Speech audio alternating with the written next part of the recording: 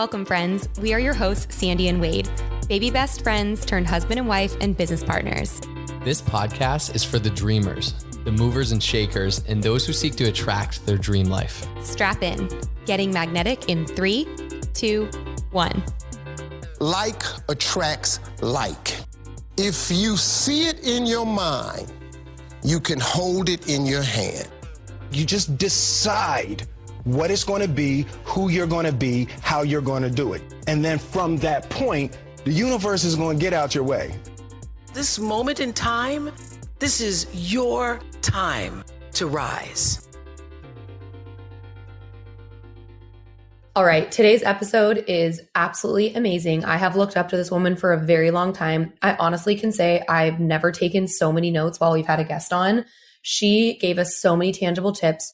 She walked us through like the pillars of health, so many incredible takeaways. So super excited for you guys to tune in. Strap in. You are going to learn a lot in the next hour. I'm so excited because she puts tangible tips into like what it's like it's our birthright, right? To be super healthy and vital. And she walks us through getting back to the basics of human health and gives us tips along the way. It's just such a wealth of knowledge. So strap in, super excited, and let's take it away. Hey, everybody. Super excited to be here with you guys today and pumped to bring on an awesome guest, someone we've gotten to know a lot of her work, gotten to see and experience a lot of her work online. But we're welcoming Dr. Tanda Cook on Getting Magnetic today. Tanda, can you say hi to everybody listening in? Hello. So I'll give a little background on Tanda. She's a naturopathic physician. She's a food expert, published author, international speaker, blogger, as well as health and lifestyle coach. She's wildly passionate about educating and inspiring people to take steps to add health to their lives. And she has a gift for really taking confusing medical terminology and explaining it in clearly understood terms. And what that does, we've found, and like she's taught us a lot, it empowers us and it empowers her audiences to celebrate healthy living really through food, lifestyle, and choice. So with that said, welcome to the show, Tanda. We're super excited to have you on, and we're just excited to have a conversation today. Thank you guys for inviting me. This is going to be awesome. I would love if you could just start by telling us a little of your story. How did you get into the field that you're in? How did you get into being a naturopathic physician? Like, what sparked that interest? Have you always had interest in health and wellness? Like, take us on that journey.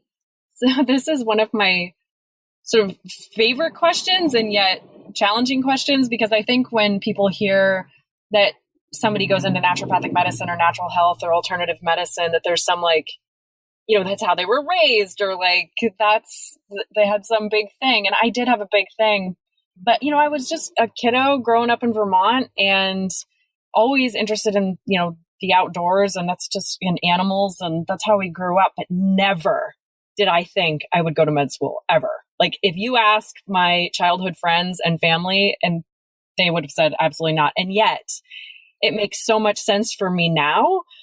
I wasn't sort of a science geeky kid. I was an artist, and, I always joke and tell people that if you cut me open, farmer falls out, that's really who I am, is a sort of an artist, a creator, a serial entrepreneur. And naturopathic medicine fell into my lap because of my own healing journey. So like I said, just a normal kiddo growing up in a big family in Vermont. My dad is from South Africa originally. And so we always had, he always kind of brought in the alternative medicinal plants. We had a big garden. He's a chef. And so grew up in the kitchen watching him. And, if we ever had a cold, my mom would hand us, cold medicine. And my dad would make us some awful concoction that we had to drink that he like muddled up ginger or something. Right. So, it was just like sort of always there in the background, but was not an interest of mine. Like I grew up really interested in horses and art. And then at age 17, I think it's interesting that we are talking about this week, because it's actually National Eating Disorder Week, which I was just discovered this morning. And I like to say at 17, I was blessed with an eating disorder. And so I watched my relationship with food, and I got, again, growing up in the kitchen, watching my dad, watching my relationship with food go from normal to tumultuous and destructive and torturous. It was awful. And then became a vegetarian and bulimic. And it was that journey that led me to after graduation. So I graduated from Skidmore in upstate New York with a degree in biology. And I thought after graduation, if I just traveled around the world and ran from myself, that my eating disorder would go away, right? That's not how it works. So I was in Cape Town, South Africa, and I woke up one morning and noticed that in my 4 months of travel around Africa, I had collected books on nutrition. And it was sort of this aha God moment that when the very thing that tortures me, the very thing that is supposed to keep us alive, right? We're not plants, we don't photosynthesize. We have to consume things from the outside world to live, was the very thing that I was fascinated by as well. So it was like this strike moment of, holy cow, like I think this is a gift and a nemesis. So I came back to the United States and I ended up finding out about naturopathic medicine through a friend of mine. I'd never heard of it. And logically, I Googled it and read the philosophy, which is, doctor as teacher and getting to the root cause of disease. And, all of that was just amazing to me. But then when I found out that they had, about 96 hours of nutritional training, I applied to every accredited college in the United States, every accredited college in Canada, and I got into all of them. I interviewed at all of them, and I ended up at the National College of Natural Medicine in Portland, Oregon. And it was there that my personal healing began. And so I want to say, again, like when I get this question, I think people think like, oh, I was always interested in plants growing up or something. Like, no, not really. It was an eating disorder that made me go like heal myself. Like selfishly, that's why I became a naturopath. So then sort of, and this is, obviously Cliff Notes version, but my healing truly began when I stepped into Portland and I began to learn about food. And I began to ask a lot of questions about, so what is the best diet? What is the best food choices? How do you coach people around a very challenging subject? I mean, food is so weighted for people. It's so emotional. And, I want it to be as simple as, just, eat gluten-free and you'll never get cancer. Well, that's not how the body works. We're so multifactorial. And I think too that, what I've found challenging is to really coach and teach from a multifactorial perspective, not a linear. We want A plus B to equal C, right? If you eat gluten-free, you'll never get, I'm picking on gluten, right? And cancer. But like, if you eat gluten-free, you will never get, you'll never get cancer again. Well, that's not the way the body works. We're not linear things. We are incredibly multifactorial. It depends on your health in general, depends on all aspects of your life, not just what you're putting in your mouth. And that is what transformed my relationship with food. That is what healed and helped me heal from a torturous relationship with the things that were supposed to be keeping me alive, was understanding that it wasn't just what I was putting in my mouth. It was what I was doing every day. It's what relationships I was in. It was where I lived. It was what I was surrounded by. It was my sleep quality. It was my breathing quality. It was my movement. It was everything in my life, my connection to spirit, God, universe, source. It is all aspects of health that will help a body either go towards health or go more towards disease. So upon graduating from medical school in 2009, I had drastically shifted my diet, really had gone back to the earth, really had became, eating more of an omnivore's diet, and started a clinic in Bozeman, Montana. And after 2 years of being in clinical practice, realizing that that's not how I wanted to communicate health. Me being, sitting with a desk in between me and my patients at a 30-minute visit and handing them a piece of paper with a treatment plan and expecting them to heal, it did not resonate with me. It works for some practitioners, but not myself. So my business partner at the time dissolved the practice, and I had a 5-acre farm in Bozeman, and I came back to the farm. And that's when I really started to understand that my gift, my zone of genius, as they say, is teaching. And I started to do a lot of online. I started, the YouTube channel and started talking about health, because the body innately wants to be healthy. And when there is dis-ease in any way, mentally, physically, spiritually, emotionally, the body isn't getting the right information, right? It's getting information that is causing it to compensate, and compensation over time equals chronic inflammation, and chronic inflammation over time equals disease. And so what I became known for was teaching people how to add health. It's kind of looking at the body from the other side of the glass. Wow. I love your story. Thank you so much for being so vulnerable with us. I'm a big believer that your mess can become your message. And it sounds so much like you going through that eating disorder really led you on this path. And you probably wouldn't be here today had you not gone through that struggle. Yeah, it's what in presentations, I say I was blessed with it because it did send me on an incredible journey. And I can't remember what book I was reading the other day, but they were saying you can't teach from an open wound. So I really can teach because I am on the other side, and being in it, there was no way I could have taught because it was too raw. I was too embarrassed. I wasn't allowing myself to be vulnerable and authentic and in alignment with a dysfunction, right? With a disorder. And now I kind of think it's cool. I'm like, yeah, I'm frick. I tell my patients, like, there is nothing that you can tell me that won't shock, scare, or surprise me, because I've either been there, done that, or I've heard it and coached it. I mean, it's, I'm now going on 11 years of being in practice, and it's a blast. I love the uniqueness of people, and yet we are all so similar. And, whether people come to me with an overt eating disorder, I think America has a disordered eating, that we have this sort of collective, this very dysfunctional relationship with food, because most of the stuff that we're putting on our plate isn't food. It's highly processed, and, it's frankenfood. There's all sorts of terminology out there, right? And giving people permission to be honest with themselves about what they're eating and how it's affecting their health, because it is. Right.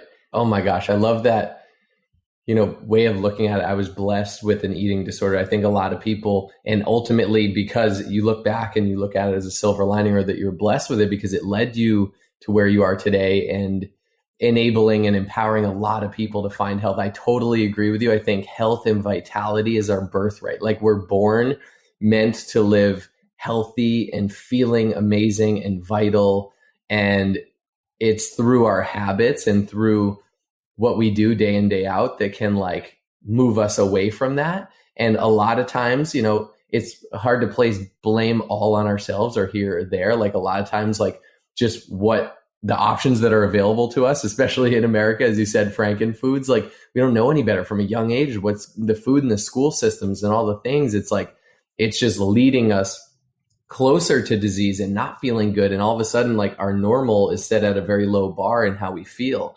And it's not until we discover that food is medicine and fuel for our body, and amongst other things, that we kind of set that new bar for us. And I think I had a different story, but I really went on a journey of optimizing myself and my body. And I realized health was a big part of that. And nutrition was a huge foundational part of that. And I went and just got certified for myself. And now I've been able to help a lot of people get healthier through different ways. But I really realized there was really main pillars to health, and nutrition is one of, if not the most important. Do you have the high level, what are the pillars of health that you would say for people to make sure all these pillars are, at least adequate to really live your best life? Yeah, you're inside my head right now, because I was just going to say it. For me, one of the tenets in naturopathic medicine is following nature's laws, and saw that. And I, of course, didn't know what it meant. But it sounded awesome. I want to know what nature's laws are. That's awesome. And it's going back to the basics of human health. There's actually a book called Going Back to the Basics of Human Health. It's 60 pages long. And I read that in medical school. And it is going back to, as designed as a human, what creates longevity? How do you live a long life?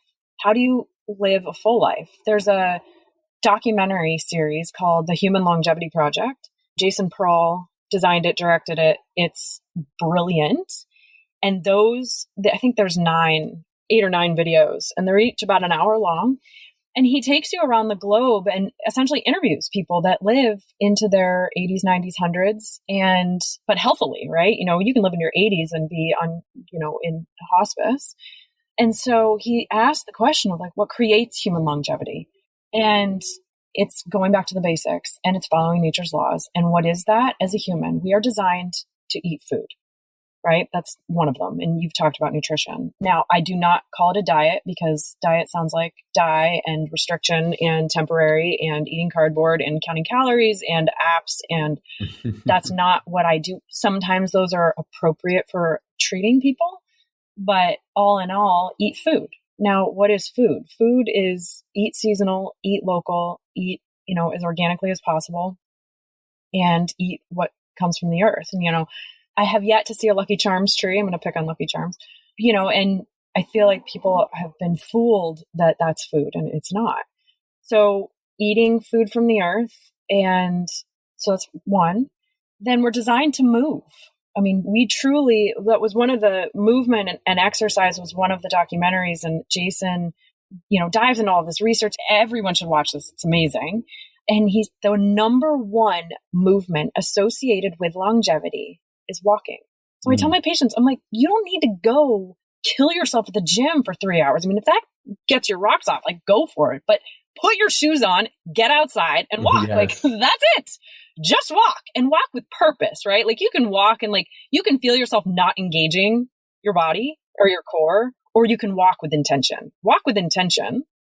And what studies have shown is it's actually not, and I'm going to be careful how I say this, it's better for us to walk or move multiple times a day versus binging on a 3-hour, 5 a.m. to 8 a.m.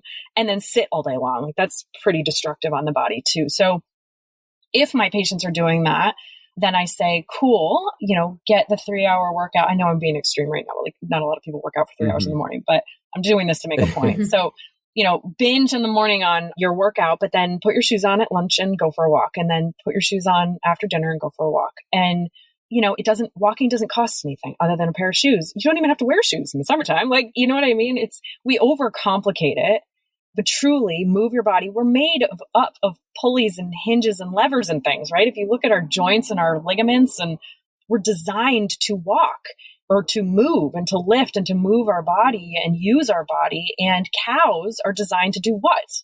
Eat. They have 4 stomachs, and yes, they have joints and ligaments and all that kind of stuff, but God made them to eat. God made us to move and to think. And so moving your body is another one. Breathing is... Can I jump in on the moving? Oh, please. Yes. I heard from one of my role models, Sean Stevenson. I listened to his podcast a ton, the Model Health Show, especially in my journey along the nutrition path and health path. And at one point I heard him say, humans' best form of exercise is walking. And, I had been an athlete my whole life. I played football, so I lifted heavy and did sprinting and all these different things. And, now I do CrossFit, and it's all these dynamic functional fitness type things, which are fun for me and I love, but it really opened my eyes. Like we were built to walk fundamentally. Like you don't have to go do the CrossFit, the whatever. It's just go out and walk. Like Tanda said, that 10,000, I've heard actually closer to 15,000 is a better like natural steps per day. Like just go get it in, and not all at once, like just throughout the day. As she mentioned, after dinner, great for digestion, walking. Also doing it with a spouse or a partner or a friend or someone is awesome. Being outside in fresh air is way better than a treadmill. And like walking is everything. I'm doing a 75 hard program where for 75 days, I have to do 2 45-minute workouts a day. And almost every day, one of those is a walk, because I know my body is meant to do that and needs to do that. And it helps with my mobility, and core strength and digestive system and all the different things. And I love getting out and walking barefoot and my feet in the grass or the sand or whatever and getting grounded there. So thank you for bringing that up. So, okay, we have nutrition and movement. And then were you going on to breathing as like a next kind of pillar? Yeah. So next pillar, and again, this is a pillar following nature's laws, like going back to the basics of human health, like truly as a Homo sapien, this is how health happens. This is how longevity happens. So breath is huge. Most humans suck at breathing. I am one of them. Like it is, I've spent the past 2 years, I would say I have spent a lot of conscious effort on breath work. And, coming from somebody who, history of an eating disorder, history of anxiety, history of panic attacks, of course I don't like to breathe, because breathing puts me into the parasympathetic nervous system, right? Which my body isn't accustomed to being in. Anxiety is the sympathetic, right? That's the fear of whatever, fill in the blank. And so I was so accustomed to being in that sympathetic dominance that breath work meant it put me into the parasympathetic. I wasn't familiar with that. My body, my nervous system wasn't familiar with that. It freaked me out. Now, is it healthier? Yes, but it's not what I was used to, right? And so to create a new normal for myself and a healthy new normal, I had to breathe. And most humans don't use the capacity of their lungs. Many of us breathe from our shoulders, not our belly. There's a really cool TED Talk. I believe it's called Water, Coffee, Whiskey or something like that. It's a guy talking about the different ways of breathing. And if you just Google TED Talk, coffee, whiskey, water, breathing, it'll come up. It's 12 minutes long. It's totally worth watching. And, finding these tools that help people concentrate on the breath. Meditation, I cannot stress this enough. It should be like brushing your teeth. I'm going to should on all of you. You have to meditate, and I'm going to have to on you. I don't tell people they have to avoid gluten. I don't tell people they have to stop eating sugar. I tell people they have to meditate. It's just not for 3 minutes. Start with 3 minutes. It's like brushing your teeth. People say, oh, well, I'm not disciplined enough. I can't because, I'm not good at creating new habits, or I'm not disciplined enough. I say, well, do you brush your teeth? They say, well, yeah. I'm like, well, you're disciplined enough. And you have to create a new normal for yourself. And breathing is free. Walking is free. Food's not free, but most of these things that I'm going to tell you are free. And again, we overcomplicate things. So doing deep breathing, my suggestion is 100 conscious deep breaths a day. Now, that being said, that can be really overwhelming for people. Start with one, literally 3 minutes of meditation and one deep breath, and you'll work up from there. I promise. It takes one to know one. And so breathing, meditation, and then elimination, right? So our body, how we're designed, we're exposed to, I don't like using this word, but just to sake of communication, I'm going to say toxicity. We're exposed to internal toxicity and external toxicity. Internally, again, lack of a better way of communicating this, like each one of our cells is like pooping and peeing into our system, right? That's why we have a lymphatic system to like clean that up, right? That's like the part of the job of the lymph system is to like be a vacuum cleaner. And so lymphatic health is really important. But so we're exposed to this internal toxicity and then external toxicity, right? So stuff we're putting on our skin, stuff that we're putting in our mouth, stuff that we're breathing, sun exposure. So we have all this external toxicity that we're exposed to. Well, the body knew that was going to happen. That's okay. I don't want to blame the outside world. What you can do is help the doors of your body. The body is designed to eliminate through the gastrointestinal system and the liver, through the kidneys, through urine, and through the lungs, through breath, and then the skin through sweat. Right. And so really supporting those organs of elimination will 100% add health. I mean, that when you take care of your gastrointestinal system via choosing foods from the earth, eating seasonally, eating locally, eating mostly organic, taking probiotics, eating fermented food, drinking bone broth, those kinds of really basic things, supporting the gastrointestinal system, drinking half your body weight in ounces of water a day, supporting your kidneys, doing those 100 conscious deep breaths a day, supporting your lungs, and then sweating. I'm a huge fan of saunas because most people don't get outside and sweat, right? So then let's force it. Just sit in a sauna. So you can combine a lot of these things, right? You can do deep breathing in a sauna. And so supporting those organs of elimination, ideally one. So should we be going every day, or multiple times a day? Do you have any advice there? In terms of bowel movement? Yeah. Yeah. So 1 to 3, I was just going to say that. Oh my gosh, I love you guys. We're in each other's head. My bad. No, it's all good. So this is called being in alignment. So 1 to 3 bowel movements a day, ideally. And a lot of times I see, and they should be formed, sometimes people are like, oh yeah, I go 3 to 4 times a day, but it's loose and there's cramping involved. There's a sense of urgency. That's more like an IBS situation. So 1 to 3 formed bowel movements a day is ideal. And again, when you're moving your body, you're doing deep breathing, you're taking care of your gastrointestinal system, you're got good sleep hygiene, which is next on the list. All of that should be in function, in working order. And if it's not, that's a sign that your body is out of sync. Another pillar of health is sleep. So the visual that I have for this is you're in a recording studio and you're the singer. And there's the dude on the other side, or the human on the other side of the glass with the whole panel of adjustments to make your voice sound so beautiful. And then there's all these dials and all these levers and all these buttons and things that person can change the sound and the tone and the resonance of your voice. And then there's that one big dial that they move and it changes everything. That is sleep. Sleep is that dial for the body. And I talk about sleep hygiene. So clean up your sleep. People's sleep is terrible. It is so rare that I get on the phone with somebody or to have a consult with someone and they say, oh no, my sleep's perfect. I sleep, 7 to 9 hours a night in total darkness. I wake feeling rested and I dream. That happens never. Most of the time people say, no, my sleep is terrible. I wake at 2:16 every single night and then I roll around and then I wake up at 4 and then I roll around and then I just end up getting up and they're functioning on 4 to 5 hours a night, or they go to bed. They're like, oh no, I'm getting enough sleep because I sleep 6 hours, but I go to bed at midnight and then wake up at 6. Like, don't brag about that. That's not, you need more sleep. Sleep. The thing that sleeps at night is your brain. The thing that happens at night is healing, regenerative, restoring, detoxing. Your body is working so hard at night to heal you and all of the destruction that you did during the day eating Lucky Charms and pizza, right? So it's the big dial. It's the master dial. And so my coaching around sleep is 7 to 9 hours in total darkness. The more hours you get before midnight, the better. There's more healing happening. Growth hormone comes out at night. Growth hormone, you've seen growth hormone supplements, right?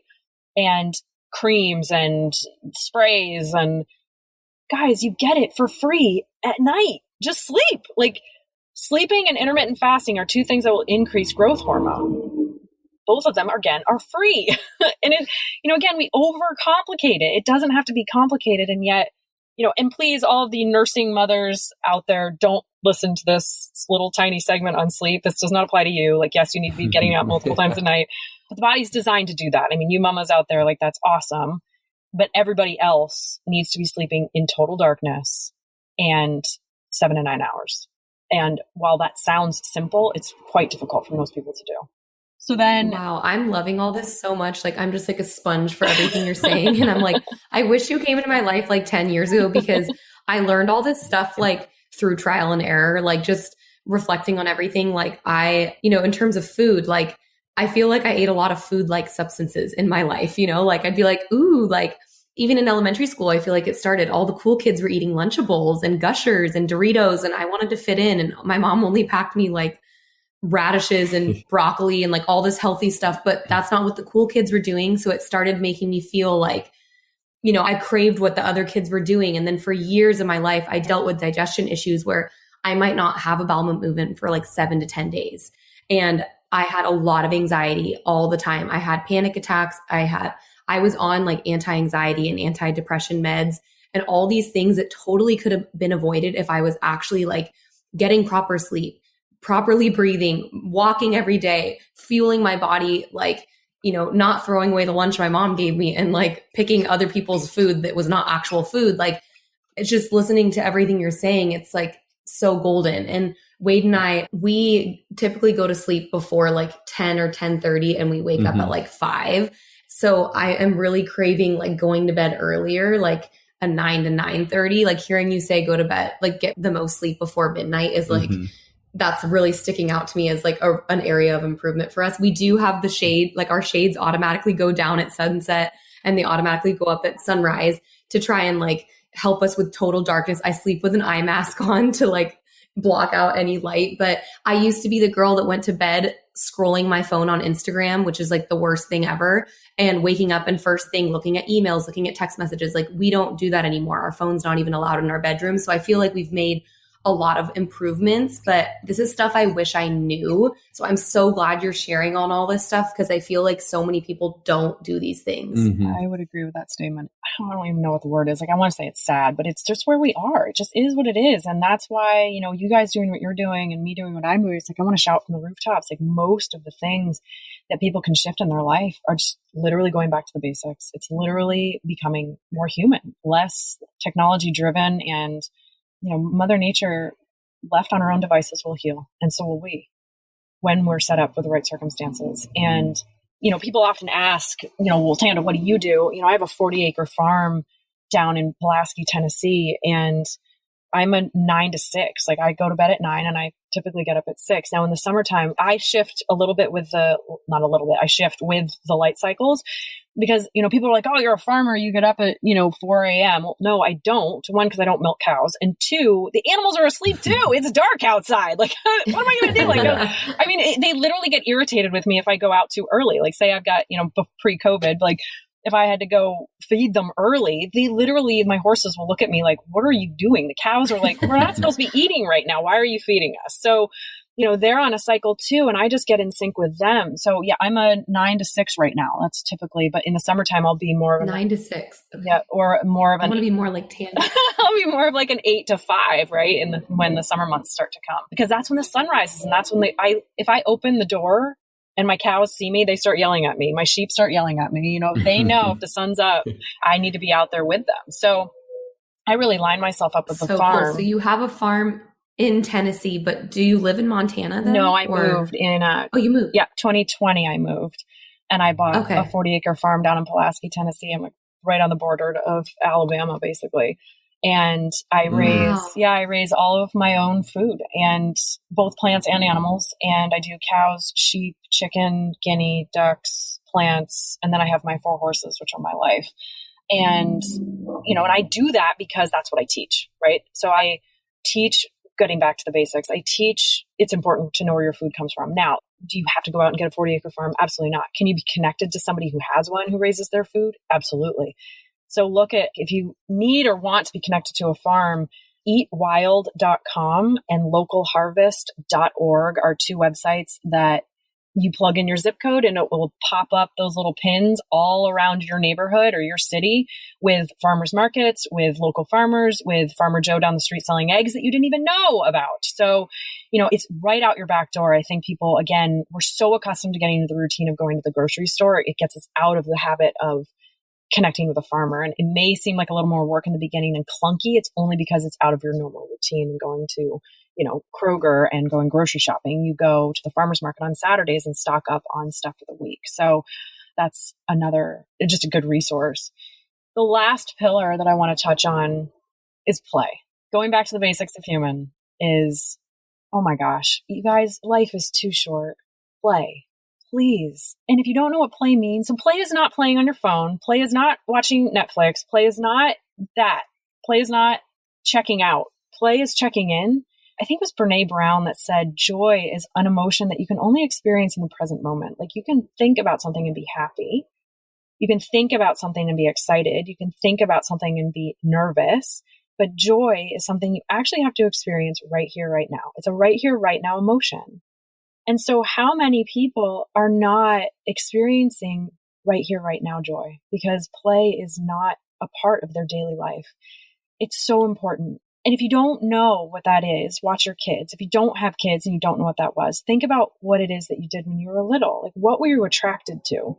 I didn't play with Barbies when I was little. I didn't play with dolls. I played with toy farms. One of my favorite toys was Breyer horses with like the little fake, tiny little manure poop and little hay and little flies and little horses. And I had this huge, started with Fisher Price and then I just got bigger and bigger as I got older. That's all I did was play with farms. That's when I say, cut me open, farmer falls out. And I knew that, and I didn't lose that piece of myself. And so many people do. I feel like my parents or my siblings or how I grew up or my DNA or my spirit, somehow I didn't lose that. And that's where I coach from, is being in alignment with who you are and what brings you joy. And, do you have to go quit your job and go be rainbows and unicorns? Absolutely not.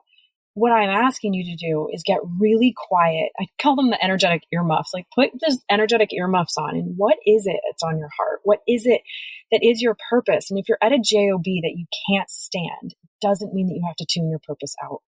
If it's a book that you've always wanted to write, if it's diving into art, if it's singing the national anthem in front of 10,000 people or more, right?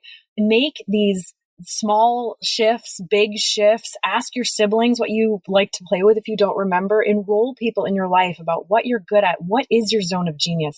Your zone of genius is what you like to do, what you love to do, and it doesn't feel like work. It doesn't feel like effort. Technology, as we've learned, is a huge work of mine. It does not play for me. I despise it. But if you put me lugging water buckets to my horses or throwing hay or harvesting my garden or being in the kitchen or being online and teaching, that's my zone of genius. Time passes. I don't even notice. What is that for you? I love it. Zone of genius. And so if you notice, like with play, most likely, like all of the things that the pillars that I just went through, most likely your play involves movement. With movement, you're breathing deep. With breathing deep, you get thirsty and you drink. That's, another supporting the kidneys, right? And then you get hungry and you choose to eat food from the earth. And then that gives your body the information to eliminate properly. And then you're exhausted because you played and you've moved, right? I don't want people to make a checklist of those pillars. Everything that I've just said is called being a human in health. I love it.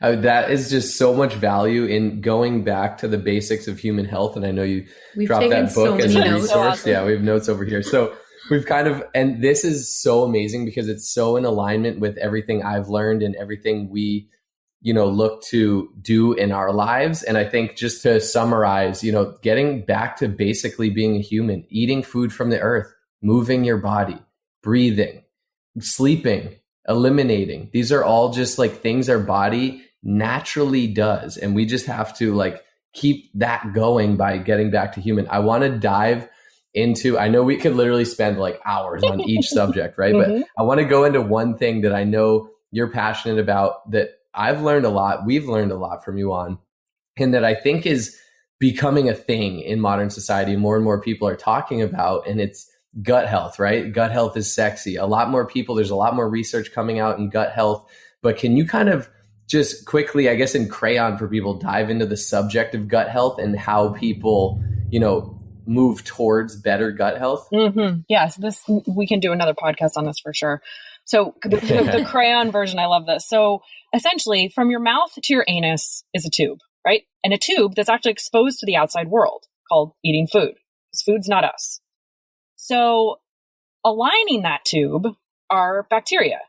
And what we've learned is that we have more bacteria lining our mucous membranes than we do cells in our body. We are more bacteria than we are human. And what we've also learned is that those bacteria, so the analogy that I use is we're a condominium housing them. Okay. Now I love this one. Is your condo, ocean front, frontage with granite countertops and steam shower and, beach walks every night where your tenants love living there, your bacteria?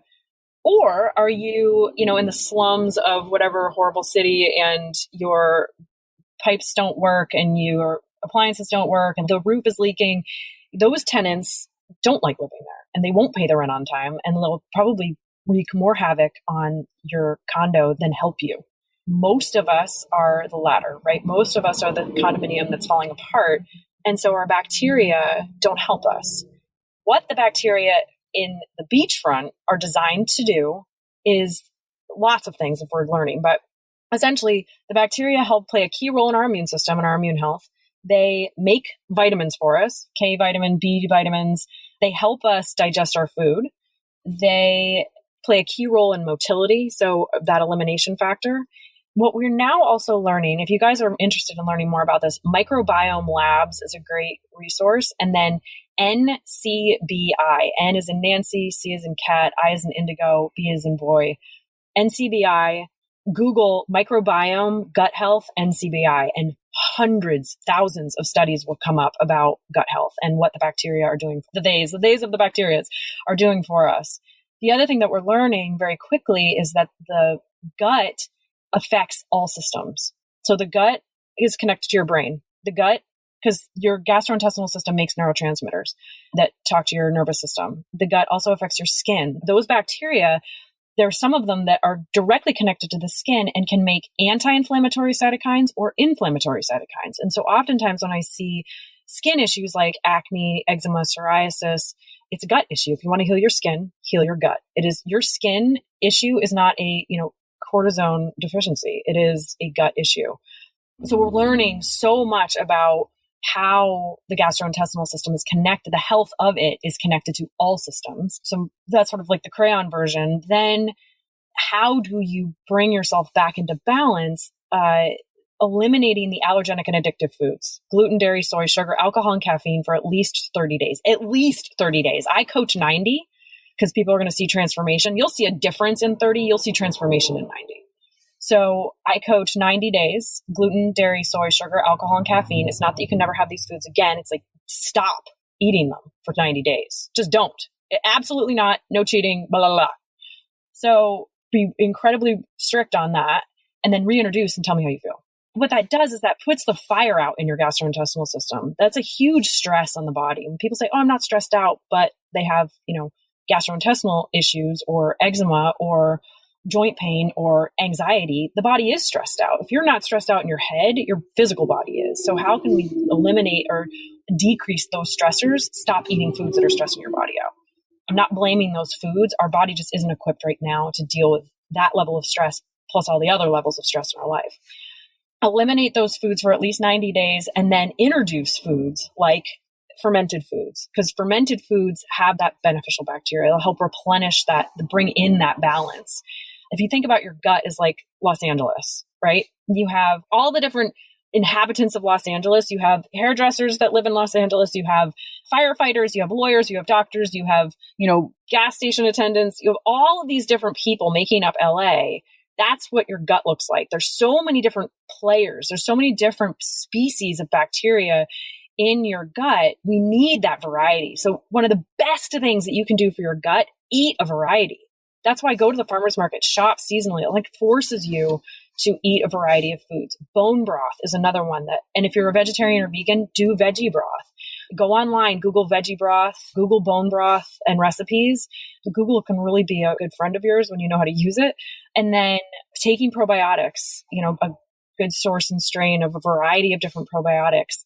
I'm not learned on the store versions because I work with companies, but if you have questions, you can shout out to me about what brands I like. And then, so bone broth, eliminating allergenic and addictive foods, shopping seasonally, eating a variety, that alone, holy donks, you will see a difference.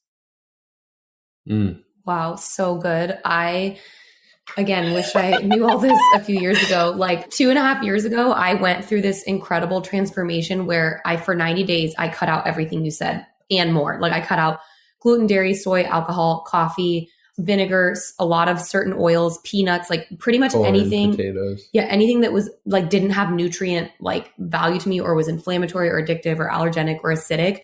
And not only did I lose like 19 pounds, which I have not gained back, like that was just unhealthy weight that I was carrying around. But my skin, like you were saying, I used to have eczema all over the back of my arms. I used to have unidentifiable rashes on my face. I'd have to go to like dermatologists or specialists. They'd give me like medical creams or steroid creams, all this topical stuff. I had no idea that my skin was a reflection of what was going on in my gut. And then after the 90 days, I slowly introduced things back in. I still don't have gluten or dairy at all ever. But of course, sometimes I'll have sugar or sometimes like something I'll have. But I've really learned like what foods fuel me and what foods don't. And I think it's so important for anyone listening to go on that journey. Like, yeah, the first week I went through some detoxing symptoms. Like I didn't go to the bathroom for days at first. I think my body was super confused. Like, wait, where's my gluten? Where's the 4 cups of coffee I used to get a day? Like, where is all that stuff, But my sleep started improving. I used to have trouble falling asleep. I used to wake up 3, 4, 5 times a night. I used to snooze my alarm 10 times in the morning. Like through going through that process, like I found myself falling asleep very easily, sleeping through the entire night, waking up before my alarm. My skin was clearing. My energy was through the roof. Like I had this complete transformation. And so I like everything you're saying, like, I just hope people listening really take that to heart and know like that you have the power to completely transform the way that you show up and the way that you feel if you truly prioritize the things that you're putting in your body. And why I love how we're all connected here, Tanda, myself, and Sandy, like we all are on a similar mission. And we've kind of talked about this overarching theme of like your mess can become your message and your pain can drive you towards one, solving your own pain, but then helping other people do the same. And Tanda, Sandy, and I all do that now. Like it's now our creative genius zone where we're like, we love helping people feel and just be their best self through health, through these, over getting back to the basics of being human through these pillars. And a lot of it is through that nutrition. And it's such an amazing thing. And there's no better feeling than it. And like Tanda said, we just want to shout from the rooftops. Yes. So good. So in wrapping up fire round really quick, I want to ask you a couple questions, Tanda. Who are your biggest mentors in life or in health? Like, who do you really look up to? That's an awesome question. So the naturopath that has treated me for the last, 15 years or so, I see him twice a month. We talk on the phone. He has been in medicine over 40 years and he is number one. Like, I have learned, he was a professor in school. I took all of his classes and the way he thinks, his knowledge is mind blowing. And I don't think you can't reach your full potential without a coach, because you can't see what you can't see. You don't know what you don't know. And so he has really, really held my hand and held me to the fire at times. So he would be number one for sure.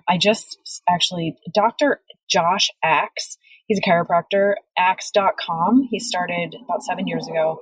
I'm part of their mastermind group. It's a group of 3 guys and they're brilliant. I mean, I'm sort of a serial entrepreneur. I love medicine. I love businesses. Like, one of these days I will launch a mentorship in starting businesses, because I love the sort of the marketing aspect of it. So anyway, I have those guys holding me to the fire. I mean, I just, like I said, I can get only so far in my life because, I'd like to think I'm a relatively self-aware human, and yet there's always something I can't see.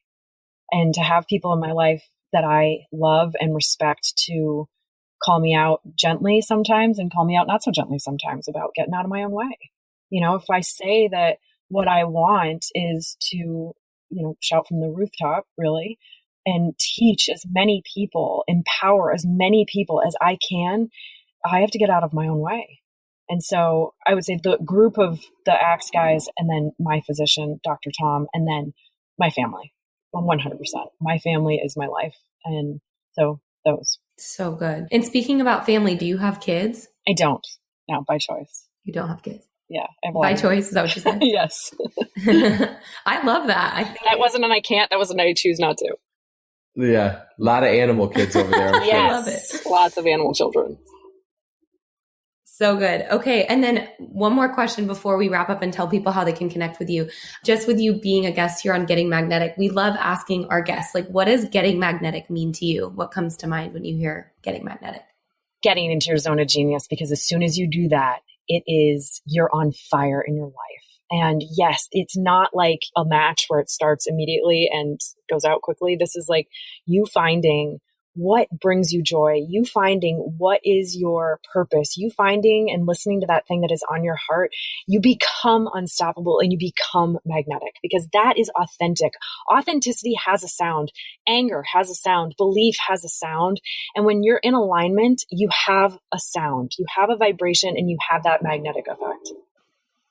I love that answer. So good. Okay, everyone that's listening is probably obsessed by this point and wanting to know how they can get more. I do think we're going to need to do a part 2 at some point. I think we will. But thank you so much for coming on, dropping so much value. I know we've just scratched the surface, but I'd love to connect our listeners to you. 1, I want to ask, where's the best place to connect? And 2, I feel like I saw recently you just put out a public declaration. You are launching a course to go further into all these and maybe even further into food. But could you talk a little bit about that course too? Yes, absolutely. So how you can connect with me is drtandacook.com. That's my website. It's just drtandacook.com.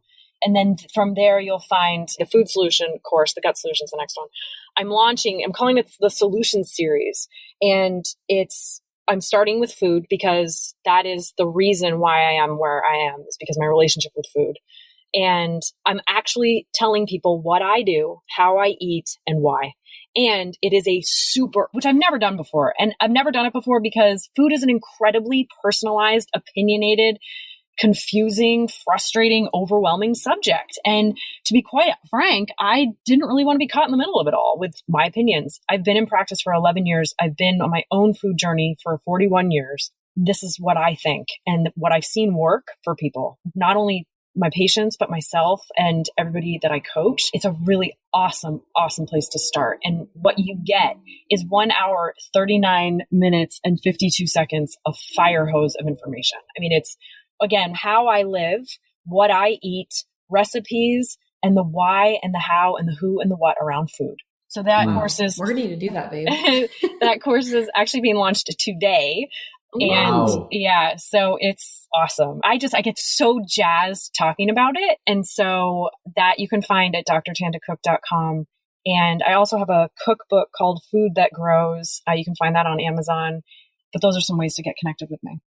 That is so awesome. We're looking forward to doing that. And this is actually being recorded on a Monday and it'll be released on a Wednesday. So as you guys are hearing this live, that food solution course is live on drtandacook.com. We are super excited. And one of my favorite things to follow on you as well too, Tanda, is Facebook and Instagram. You do those Tuesday tips. Is that what you call them? Yeah. Tips with Tanda? Mm-hmm. Yeah. Those are so informative. They're always so short and sweet, but I am like frivolously taking, is that even the word? Frivolously taking notes and like, wow, so much knowledge. So on Instagram, you're also just Dr. Tanda Cook, DrTandaCook. And we'll drop the website and where to connect with Tanda in the show notes for everyone too. But Tanda, honestly, thank you so much. We know you had to drive into town to get service to do this with us. So cool. Yes, so we're so thankful for you carving out time. Just truly so appreciative. I know you added so much value. Yes, thank you. Look forward to staying connected and have an awesome day. Thank you, guys. Wow. I mean, knowledge bombs everywhere. If we take and apply that stuff, I promise you guys, this is stuff Sandy and I already work on. We can always be better in it. Your life is just going to elevate. Like every area of your life will be on fire. Like you will be living your life on fire. Shout out to Unsworth there. Before we go into, I want to summarize what we just went through to like recap it. Before we do, we got a favor to ask you. Have you rated, reviewed, subscribed to this podcast yet? If you haven't, that's what keeps this going. Those reviews and subscriptions and everything and downloads and sharing it with a friend. We see you guys sharing it on social media. We are so grateful for you. That's what keeps this going. So thank you for those of you that have done that. If you haven't, would love for you to review and subscribe to this and share it on social media for whoever would benefit from this. But what went down in this episode? I mean, let's summarize it. We talked through getting back to the basics of being a human. We talked through the pillars of health. And Tanda, she said I was in her brain. She was in my brain the whole time because I think there's pillars, right? And what she talked about, it's nutrition. It's the food we eat. It's movement, exercise, walking, anything. It's breathing. It's the stress management, the breathing, our central nervous system, our parasympathetic. She's dropping a few technical terms there. It is sleeping. Sleep is huge. It's everything. And it's playing. It's being happy. It's being joyful, being present in the moment. Think about those 5 things she went through as a wheel. And if they're all 10s, you have this perfect circle, right? This perfect wheel. Now it's never perfect. Nothing's ever perfect. But imagine if you're like, I exercise really hard and I eat right and I'm eating the right things, but your sleep is trash. Let's say your sleep is a 2 out of 10 and everything else is, a 7 and above. That's going to be a jacked up wheel, right? Or let's say you're super stressed out and you've never focused on your breathing ever, or your elimination, you only go 1 out of every 3 days and those things are a 3 out of 10. But, your food and your exercise is a 9. That's a jacked up wheel. We got to make sure, where's our biggest room for opportunity? Is it sleep? Is it elimination? Is it exercise? Is it our nutrition? Not our diet, our nutrition. So Tanda was just amazing to wrap that all up. We're super excited to connect with you guys. Have an awesome rest of your day. Looking forward to checking in on Friday. Only those that can see the invisible can do the impossible. So remember, you are magnetic.